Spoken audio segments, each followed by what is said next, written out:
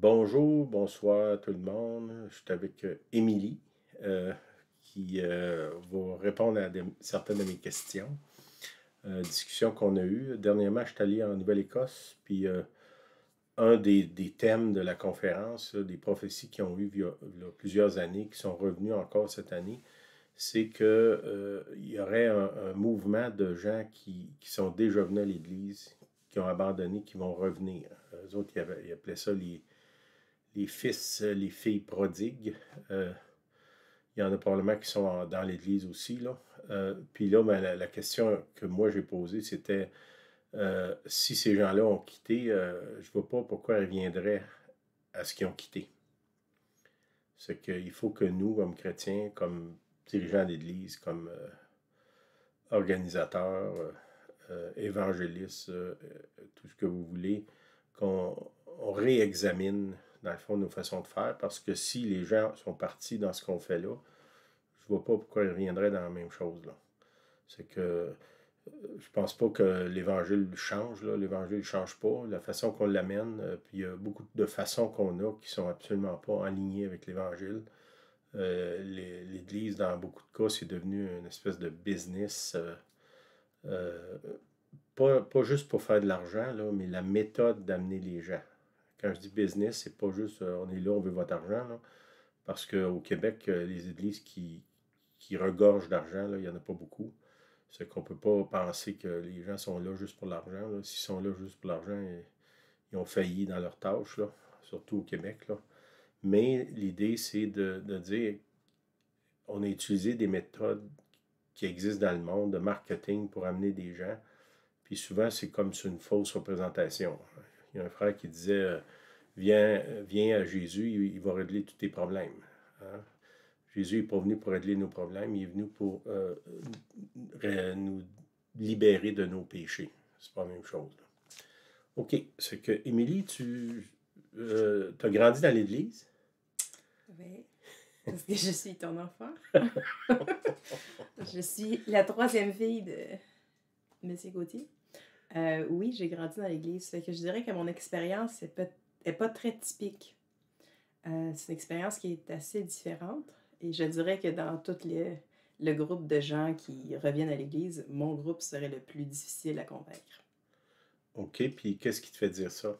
Ben, parce que nous, on a grandi dans l'église, on a vu l'église dans toutes ses facettes, on a vu ce qui se passe en arrière de la scène, ce qui se passe durant la semaine, tout le drama, comme on dit en anglais.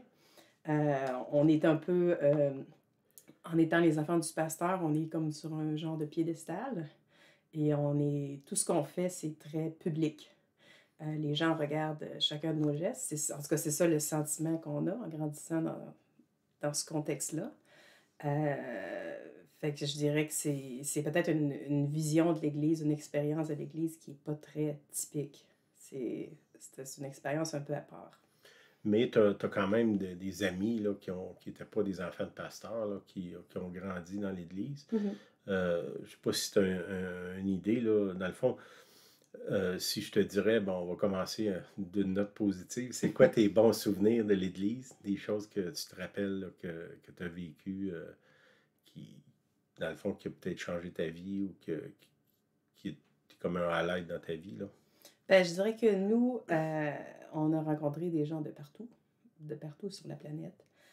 Ça a donné, ça a éveillé, moi, ma curiosité pour les voyages, pour aller voir ailleurs, aller voir ce qui se passe dans d'autres pays, pratiquer aussi l'anglais, parce qu'on est dans un milieu très francophone. Puis je dirais aussi, euh, ça fait longtemps. Ça fait longtemps.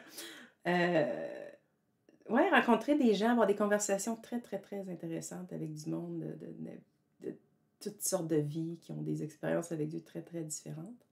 Fait que je dirais ça, c'est quelque chose qui était positif. OK, c'est bon. Dans le fond, l'Église, c'est une communauté aussi, là. Mhm.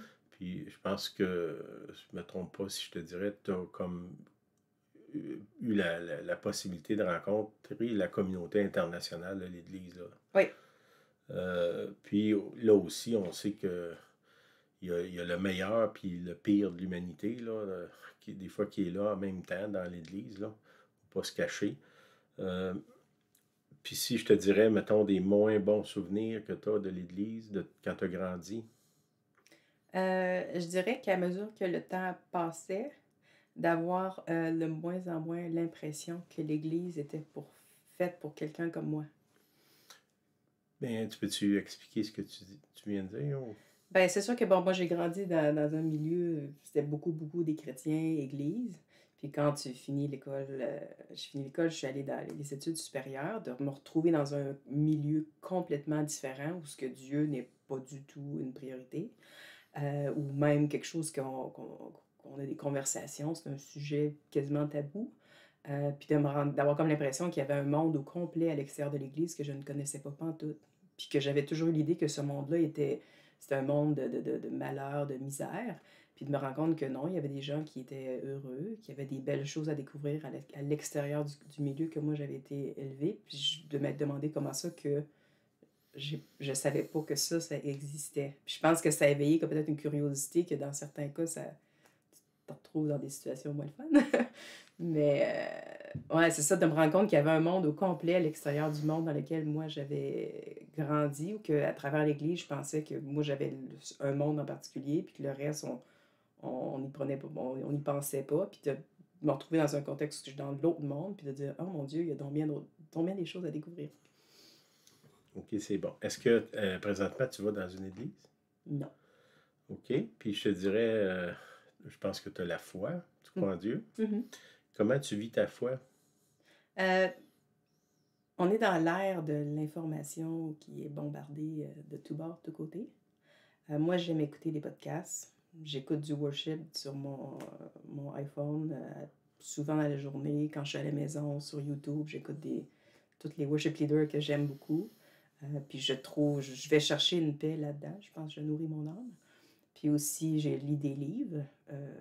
Fait que, en fait de nourriture en tant que telle, là, enseignement quelconque, j'ai accès à des millions de, de vidéos, de livres, de podcasts. J'ai pas l'impression que je, je suis à la recherche d'un enseignement parce que j'en trouve pas. Parce que si j'en veux, c'est sûr que je vais en trouver.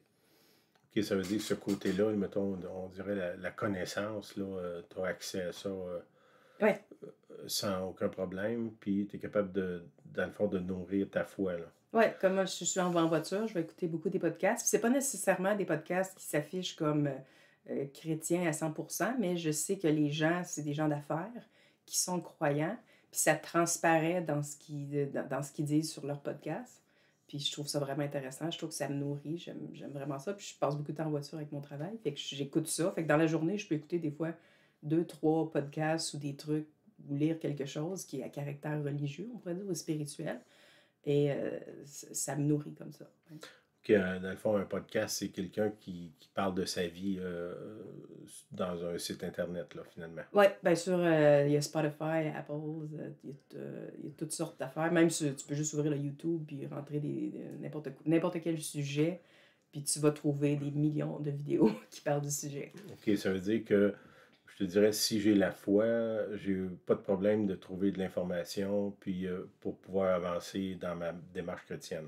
Non, puis même moi, je vais dans les brocantes, là, puis je vais souvent dans les livres, acheter des livres de seconde main, puis je réussis à trouver des livres chrétiens qui sont très, très bons. J'en ai lu un qui était sur 40 jours, puis c'est un excellent livre que j'ai trouvé dans une librairie qui n'était pas du tout chrétienne, puis ça me nourrissait, je lisais ça tous les soirs.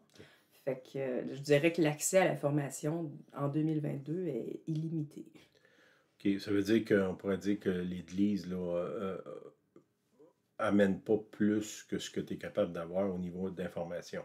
Oui, Bon, mettons, si je vais dans la même pensée, bon, je comprends qu'on peut avoir accès à des livres, toutes ces informations-là, les podcasts, les vidéos, mais au niveau relationnel, là, comment est-ce que tu vis ta foi, là?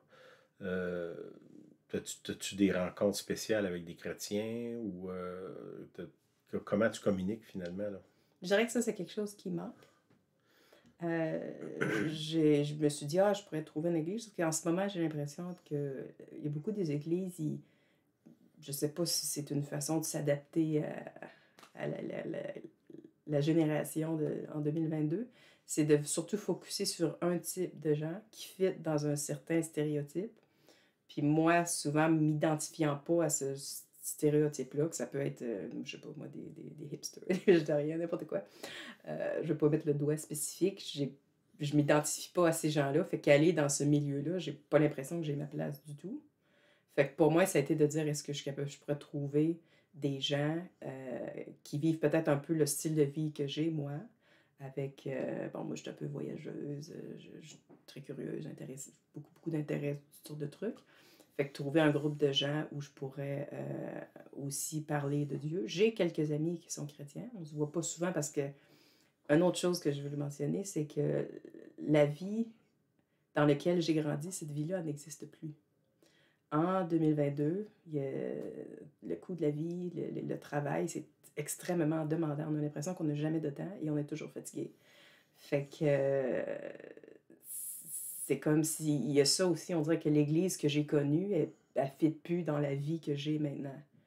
De dire que, ah oui, ça me tente le dimanche matin de me réveiller, d'aller passer plusieurs heures dans une église où je suis assis. On dirait que ce modèle-là, moi, les fins de semaine, il faut que je me repose parce que j'ai trop des grosses semaines. Puis, tu sais, il y en a qu'il faut qu'il y ait des deuxièmes jobs. Tu sais, c'est toutes des choses que, quand j'ai grandi, la vie n'était pas comme ça. Fait qu'on dirait qu'aller à l'église, c'était plus facile de fitter dans tout. Même si tu pourrais dire, ah oui, ça devrait être la priorité, mais puis c'est aussi, j'ai beaucoup de mes amis que eux aussi sont dans la même situation, que tu sais, on va se voir peut-être une fois par mois, puis on va parler, puis on va dire, ah, on va peut-être faire une prière ensemble, ou on va s'écrire sur Messenger, là, des fois on parle tous les jours, puis on va se partager des choses, mais de se voir en personne, on dirait que c'est rendu compliqué. Puis là, dans le fond, ce que tu dis, c'est que le modèle, ben, quand tu as grandi, là, tu étais avec nous quand même, ce modèle-là, pour les gens, mettons, modernes, là, dans ta génération, ou même ceux qui sont rendus plus vieux, peut-être mon âge, mais qui sont pris un peu dans le, le- la roue, le tourbillon moderne, le modèle d'église, comme tu dis, dimanche matin, pendant X heures, c'est de moins en moins attirant, là. Oui, ben pour moi, je ne veux pas non plus penser que tous les gens sont comme moi, mais j'ai parlé à quelques gens après que tu m'aies posé la question. Puis tout le monde m'a pas mal dit ça. Ils ont dit, nous, on a accès à plein d'informations. Fait que l'enseignement en tant que tel, la connaissance, approfondir la connaissance de Dieu, c'est pas vraiment quelque chose qui est problématique. Ce qui manquait plus, c'est vraiment le relationnel. Pas nécessairement dans un contexte avec des milliers de personnes, là. Ça pourrait être juste dans un très petit, intime, où ce que tout le monde peut participer, puis tu réussis à parler à tout le monde ensemble, puis tout le monde partage quelque chose ensemble dans un contexte plus petit. Moi et l'ami à qui j'ai parlé, c'est quelque chose que nous, on s'était dit, ça pourrait être intéressant pour nous, ça. OK. Puis ben là, ma question, c'est un peu aller plus loin de ce que tu viens de dire, là. C'est à quoi ressemblerait l'Église où tu participerais, où tu assisterais aujourd'hui, là? C'était une vraie question. Parce que, tu sais, c'est ça. Là, ça, c'est une question qui, posée à différentes personnes, vous allez avoir une réponse différente.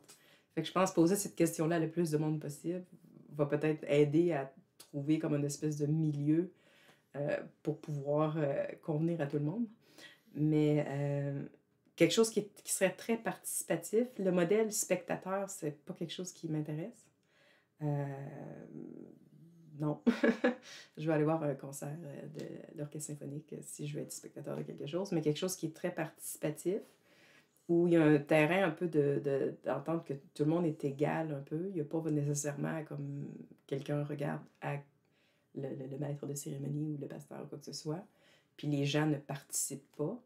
Je dirais aussi, essayer de... On est bombardé par beaucoup de sujets politiques et très controversés en ce moment, qui sont extrêmement divisifs, puis on est bombardé par ça à tous les jours juste sur nos téléphones. Fait qu'avoir l'impression qu'on est dans un milieu où ce que, sans nécessairement ces sujets-là sont adressés, mais que peu importe les idées, les croyances, on est capable d'être ensemble dans une harmonie. J'ai l'impression que l'Église s'est levée sur certains points politiques, puis je pense que ça a créé beaucoup de divisions, puis ça continue à créer des divisions. Fait qu'avoir un endroit où c'est sécuritaire, Un refuge, Un finalement. genre de refuge où ce que peu importe tes croyances, puis même s'il y a des sujets extrêmement controversés en ce moment dans le monde, on n'a pas besoin de rentrer dans les détails, je pense que tout le monde le sait, avoir un endroit où ce que c'est un refuge pour les idées, puis le respect des uns des autres. Puis qu'on n'en parle pas nécessairement, parce qu'il y a d'autres endroits publics, il y a des places publiques pour ces sujets-là controversés, puis sans que l'Église elle vive dans l'ignorance, puis elle fait comme ça n'existe pas, mais que l'Église soit un endroit où que tous les gens peuvent venir ensemble, puis avoir un moment d'harmonie, puis une interaction qui est positive. Je pense que ce serait ça, parce qu'en ce moment, c'est difficile de trouver des endroits où il n'y a pas cette division-là qui fait que c'est l'éléphant dans la pièce. Moi, j'écoutais quelque chose cette semaine, puis ça parlait du mystique. Puis je trouvais bon, il parlait de Jean de la Croix, là, qui est un mystique du Moyen Âge. Puis lui, dans le fond, sa définition du mystique, c'était donnez-moi Dieu, puis rien d'autre. Ce que tu viens de dire, si on dit, ben mettons qu'on s'assemble, puis le centre du fait qu'on s'assemble, c'est Jésus-Christ, le Saint-Esprit, le Père, dans l'amour, là, on pourrait dire, là, on retrouverait un refuge. Là. Mon refuge, c'est Dieu. Mon refuge, c'est Jésus. Mon refuge, c'est ceux qui croient en lui, ceux qui prient pour moi en lui. Là. OK, c'est bon.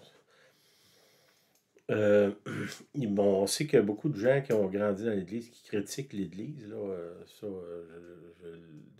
je l'ai au quotidien. Là. Sauf que pour moi, ma question, puis je pourrais dire, bon, moi j'ai été au centre du pire puis du meilleur de l'Église. Là. Euh, toi, dans le fond, tu étais voir ailleurs. Est-ce que tu as trouvé meilleur ailleurs, mieux ailleurs que l'Église? Est-ce que les gens dans le monde sont mieux que les gens dans l'Église ou dans le fond, c'est des humains, c'est tout, là? Je sais pas. Je dirais que j'ai trouvé à un certain point moins de jugement dans le monde. OK. Puis moins avoir l'impression que chacun de mes gestes est observé à la loupe. OK. Je dirais que ça, c'est quelque chose que... Puis de voir que, pas parce que quelqu'un n'a pas juste dans sa vie, que c'est une personne qui est méchante. Qu'il y a beaucoup de gens avec des très, très grands cœurs qui peuvent nous apporter quelque chose de très bon, même si c'est pas des gens qui sont chrétiens ou qui vont à l'église. Puis je me rappelle, quand j'étais au cégep, j'avais trouvé, je marchais sur, je crois, une intersection. C'était en plein hiver, il y avait de la slush et tout. Puis j'ai traversé, puis j'ai remarqué qu'il y avait un 20 à terre. J'ai presque pas vu parce qu'il était plein de boîtes. Puis de slush et tout. Puis là, j'ai trouvé, puis là, j'ai fait « Oh mon Dieu! » J'étais tellement contente. Tout le monde aime ça, trouver de l'argent. Puis je me rappelle d'être arrivée chez nous, puis d'avoir pris mon 20$, puis de l'avoir mis sous l'eau dans le robinet pour le laver. Puis qu'à ce moment-là, j'avais comme eu l'impression que Dieu me disait que ce 20$-là, même s'il était sale, il vaut quelque chose quand même. Ah, c'est bon. Puis que pour Dieu, aux yeux de Dieu, n'importe qui sur la terre est comme ce 20$-là. Moi, je peux le voir, je l'avais presque pas vu, il était sale. Peut-être j'aurais pu dire, ah non, il est plein de boîtes, j'y touche pas. Mais non, un 20$, ça a de la valeur, tu sais. Puis d'avoir ça a changé mon idée un peu que, si moi je suis dans l'église, j'ai Dieu, je suis comme meilleur, je suis supérieur, ou je. Non, de vraiment dire que dans l'église ou à l'extérieur de l'église, je peux trouver des gens ces gens-là, Dieu les aime quand même. C'est bon. Je pense que le point que tu viens de soulever, là, si on parle de refuge, mais je pense pas qu'il y a grand monde qui va aller se réfugier d'une place où qui risque de se faire critiquer. Là. Dernièrement, j'ai même des gens qui vont à l'église qui m'ont appelé pour un peu, pas se plaindre, là, mais ils étaient blessés de jugements qu'ils ont reçus par d'autres gens dans l'église. Puis je pense que c'est une place que si on veut justement qu'il y ait des gens qui reviennent ou qui restent ou qui viennent, des nouveaux, ben il faut vraiment commencer à voir là, l'exemple qu'Émilie vient de donner là, de 20$, il vaut 20$ quand même s'il est plein de boue. Là. Puis de penser aussi que moi je suis plus propre que le voisin, peut-être que c'est pas nécessairement le cas.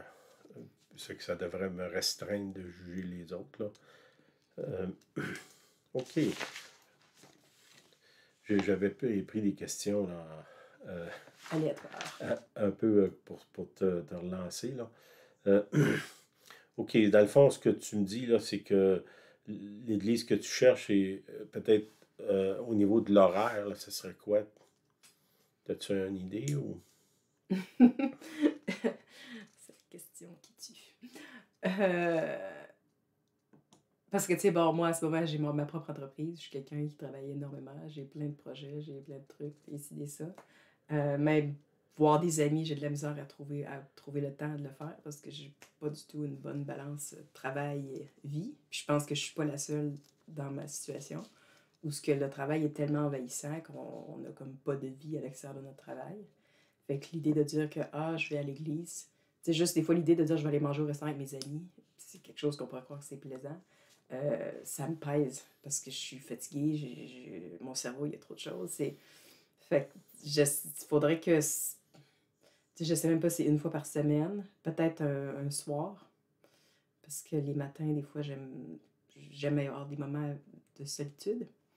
Euh, Puis j'ai appris avec les années à croire que si, mettons, le matin, un dimanche matin, je me réveille, je prends mon paddleboard, puis je vais sur le fleuve Saint-Laurent, proche de Montréal, puis que je suis en paddle tout seul, c'est un moment de grande paix, puis de croire que je connecte avec Dieu dans ce moment-là. Mhm. Ça ne veut pas nécessairement dire que je suis dans une église avec plein de monde, dans un milieu qui est comme reconnu, spirituel, religieux, mais que je suis capable d'avoir des moments comme ça. Mais je pense que c'est quelque chose que moi, il faut que je travaille, il faut que je trouve la façon de faire que ça fonctionne. C'est-tu aller se rencontrer dans un café avec quelques amis, c'est de voir une amie qui est chrétienne, puis on parle de Dieu.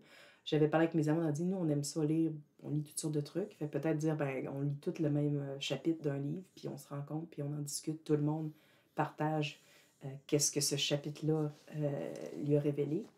Ça serait comme un club de lecture. Ouais, un Là. peu comme un book club. Ouais, un club de lecture, ça pourrait être Oui, ça. un club de lecture. Puis ça peut même dire, on lit la Bible aussi, là, tu sais. Puis Fait est-ce que, mettons, si on dirait, je sais pas moi, à une certaine heure à chaque semaine ou 2 semaines, on se rencontre soit en vrai, là, il y a un mot qui dit à cette heure, en en présentiel, présentiel, ouais. nouveau mot, ou bien peut-être sur Facebook ou Zoom ou quelque chose comme ça. Est-ce que tu penses que d'avoir les options, ça aurait de l'allure? Ouais. J'avoue que j'ai un déficit d'attention sur Zoom. OK. Mais ça serait de voir, tu sais, ça ressemble à quoi de, tu sais, de dire, de faire du essai-erreur aussi un peu, tu sais. Puis tu sais, comme je parle, mettons, de livres, c'est pas nécessairement juste des livres certifiés Jésus, là. Il y a des livres de gens, des biographies, toutes sortes de mondes qui vivent des choses extraordinaires, qui sont pas nécessairement à caractère religieux, mais je pense qu'ils peuvent apporter quelque chose quand même. Puis de voir comment est-ce qu'on peut interpréter ça avec l'œil de quelqu'un qui a Dieu dans sa vie. Ça, c'est quelque chose qui pourrait être intéressant aussi. Moi, je suis quand même un peu intellectuelle, fait que j'aime ça, pas aller trop dans la philosophie, là, mais même là, il y a certains philosophes qui sont importants. De dire comment est-ce qu'on peut diversifier un peu ce qu'on fait, sans nécessairement dire qu'on dilue puis qu'on parle plus de Dieu, c'est pas ça non plus, mais de reconnaître qu'il y a plusieurs voix qui, je pense, méritent d'être entendues parce qu'ils ont quelque chose à nous apporter, tu sais. OK. Bon, ça m'éclaire un peu, comme je te disais au début, dans mes questions. Là, je te remercie là, d'oser oser Ouais, parler. j'étais pas sûre que tu allais aimer mes réponses. Non, mais on est, ceux qui nous suivent, là, ils savent qu'on est en questionnement. Là, puis je pense que c'est bon d'aller voir en dehors dans le fond, si tu ne vas pas dans des réunions, on pourrait dire que tu es en dehors de l'Église, là, en tout cas de l'Église traditionnelle. Puis d'avoir l'opinion, de rechercher. J'ai d'autres gens que j'ai rencontrés, là, que j'essaye de voir parce que j'ai la certitude que le modèle qu'on a actuellement, comme Emilia l'a dit, je suis d'accord avec elle, là, que euh, cette église-là dans laquelle on a élevé nos enfants, ce monde-là, il n'existe plus. Là. Non, puis tu sais, c'est de pouvoir aller au-delà de ben là, tu viens pas à l'église. Qu'est-ce qui se passe dans ma vie pour que j'ai pas comme le temps d'aller à l'église, tu sais. Puis je suis pas la seule, là c'est là, le prix, le coût de tout monte. Fait que là, c'est essayer de dire: «Ben, là, il va falloir que je me trouve un deuxième job de fin de semaine parce que là, il faut que je paye mon loyer, et ci, ça». Je suis pas la seule personne qui vit ça. Fait que, tu sais, l'idée de dire: «Ah oui, je vais aller à l'église, un temps donné», des fois, tu y penses même pas parce que tu essaies de tenir la tête en dehors de l'eau. Mm. Fait que puis je pense que dans cette espèce de mode de survie-là, ben, des fois, on a tendance à pas vraiment passer du temps avec Dieu, de dire: puis on devrait, il me semble, c'est ça la réponse, pour se calmer, mais de dire qu'on est comme c'est une survie à tous les jours, là, tu sais. Dans 2 mois, on sait pas, tu sais. Puis la société, le monde, le contexte actuel est très instable. Puis pour certaines personnes, les choses sont de plus en plus compliquées. Fait que, tu sais, c'est de voir comment est-ce que l'Église peut supporter ces gens-là. Puis ça ne veut pas nécessairement dire on leur achète de la bouffe, des trucs comme ça, mais tu sais, il y a un support peut-être même moral et mental, parce qu'il y a des gens qui, surtout on le vit avec le COVID et tout, là, il y a beaucoup de dépression, les gens qui se sont sentis isolés et tout. Puis un peu, à cause, comme je dis, il y a des sujets qui sont tellement divisifs que maintenant, il y a des gens qui sont complètement isolés de tous les gens qu'ils connaissaient. Fait que tout leur système de support, il est plus là. Puis ils vont où pour trouver un système de support? Tu sais, puis si l'Église est très catégorique sur sa vision de certaines choses, les gens vont sentir qu'ils ont leur place et pas dans l'Église. Fait que comment est-ce que l'Église fait pour être le milieu, puis pour avoir que tous les gens se sentent bienvenus, sans nécessairement être complètement dilués, puis anything goes, you know? Tu sais? C'est ça, là, dans le fond, la question là, que ce que tu viens de dire soulève pour moi, là, c'est comment rejoindre les gens qui sont perdus. Là. Perdus, pas dans le sens perdu, ils ont perdu leur âme, là, mais perdus dans le tourbillon du travail, des occupations, où est-ce qu'ils n'ont plus le temps de réfléchir. Puis moi, mon expérience de vie, c'est que quand je me suis retrouvé perdu, c'est drôle de dire retrouver perdu, là, mais ou trouver perdu, là, euh, quand je me suis rapproché de Dieu, le Seigneur m'a donné des ressources, des gens, des solutions pour recentrer ma vie et avoir une balance. Il est supposé avoir une balance entre notre vie émotionnelle, notre vie spirituelle, notre vie physique. Nos finances, c'est la même chose. Il doit y avoir une balance.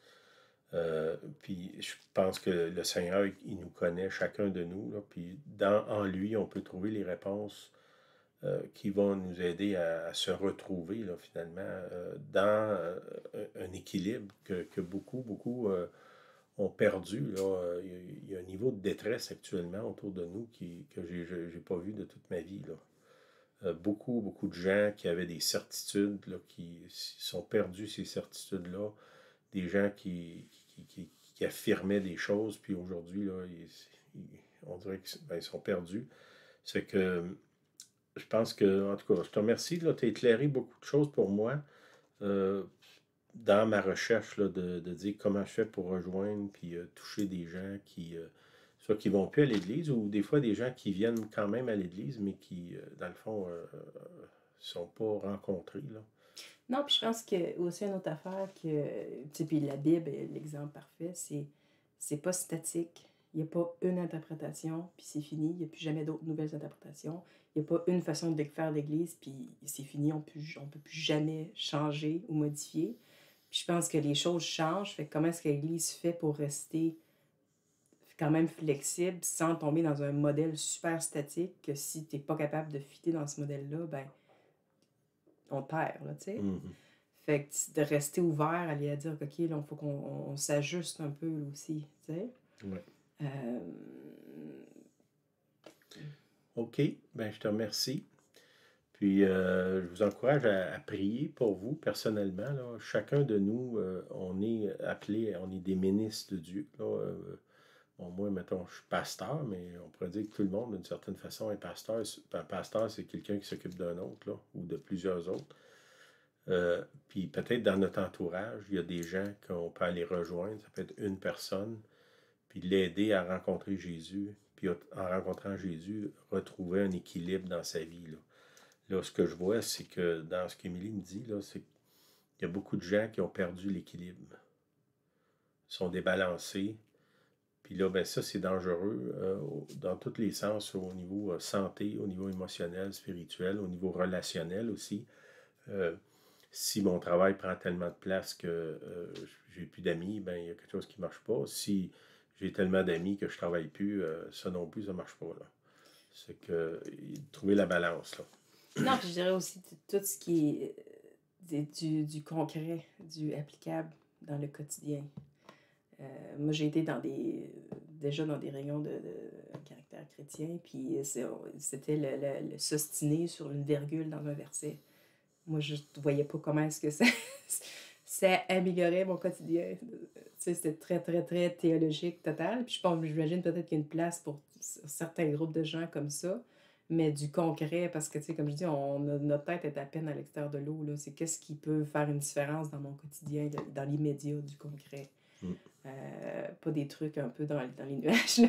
Moi, j'appelle ça un peu dans les nuages, là, mais tu sais, du concret. Puis tu sais, il y a beaucoup on se le cachera pas, la population dans les églises est vieillissante. Souvent, c'est des gens qui sont retraités, votre maison est payée, vos autos sont payées. Moi, j'aurais jamais probablement ça. Parce que tout est rendu trop cher et tout, tu sais. Fait que vous avez une certaine stabilité que des fois, je pense que nous, la génération d'après qui rush un peu, on sent qu'il y a comme un disconnect, là, tu sais, entre les deux.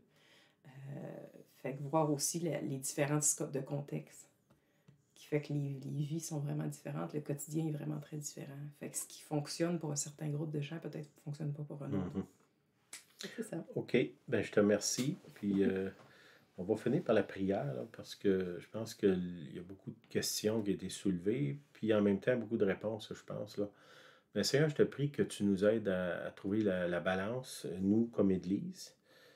Comment est-ce qu'on peut créer une place qui va un refuge finalement, où est-ce que les gens vont se sentir respectés, vont se sentir non jugés.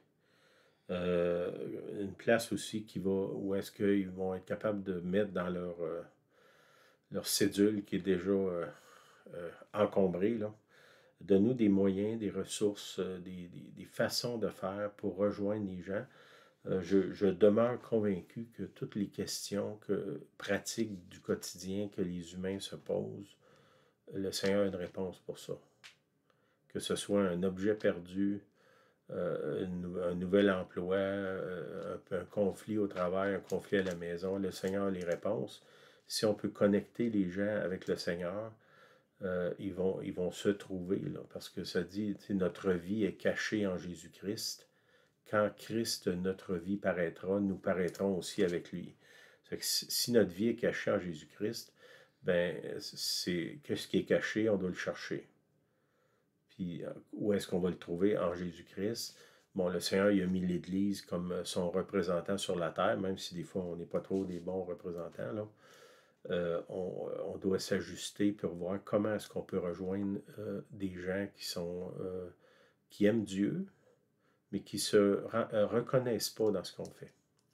C'est que merci Seigneur pour ce temps-là, puis donne-nous à réfléchir sur ce qu'on vient d'entendre. Amen. Je vous remercie. Bye bye.